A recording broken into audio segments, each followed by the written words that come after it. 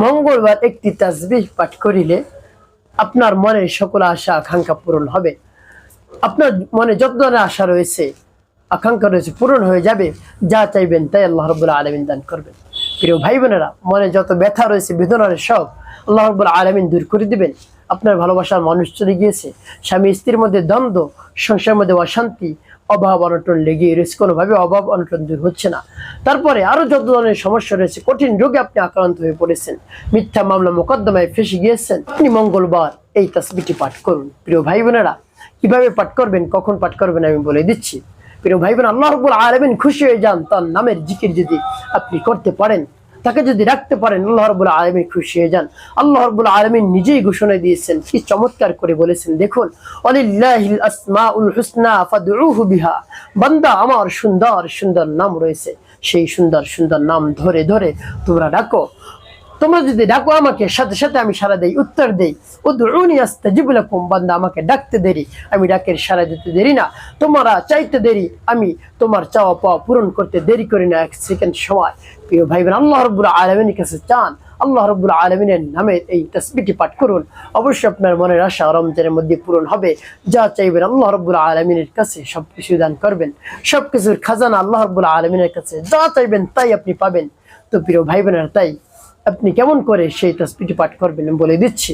প্রিয় ভাই বোনেরা, তাসবিহটি পাঠ করতে পারেন যে কোনো সময়, যে কোনো মুহূর্তে, দাঁড়ানো অবস্থায়, বসা অবস্থায়, সব অবস্থায়, যে কোনো সময় আপনি পাঠ করতে পারেন। তবে উত্তম হলো, আদব হলো, উত্তম রূপে পবিত্রতা অর্জন করে, উত্তম পোশাক পরিধান করে, নির্জন একটি জায়গায় কিবলামুখী হয়ে বসবে। তারপর আপনি খেয়াল করবেন কোন সমস্যার জন্য আপনি আমলটি করতেছেন।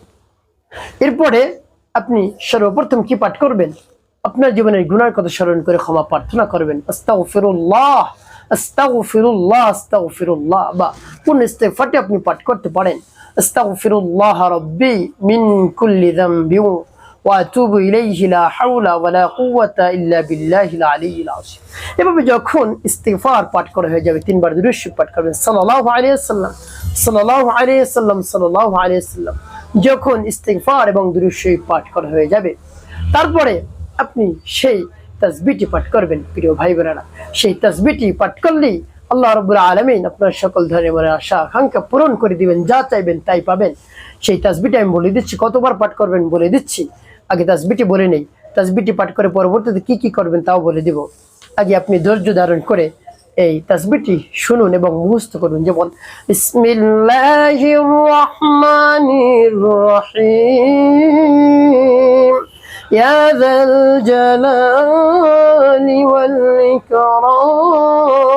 والإكرام، يا ذا الجلال والإكرام، يا ذا الجلال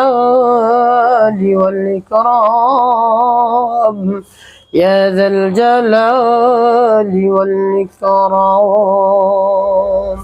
এভাবে আপনি পাঠ করতে থাকবেন, 11 বার পাঠ করবেন। প্রিয় ভাই বোন, 11 বার পাঠ করা হয়ে যাবে। তারপরে 3 বার দুরূদ ইব্রাহিম পাঠ করবেন। আল্লাহুম্মা সাল্লি আলা মুহাম্মদ ওয়া আলা আলি মুহাম্মদ কামা সাল্লাইতা আলা ইব্রাহিম ওয়া আলা আলি ইব্রাহিম ইন্নাকা হামিদুম মাজিদ। আল্লাহুম্মা বারিক আলা মুহাম্মদ ওয়া আলা আলি মুহাম্মদ কামা বারাকতা على إبراهيم وعلى آل إبراهيم إنك حميد مجيد. اللهم صل على محمد وعلى آل محمد كما صليت على إبراهيم وعلى آل إبراهيم إنك حميد مجيد.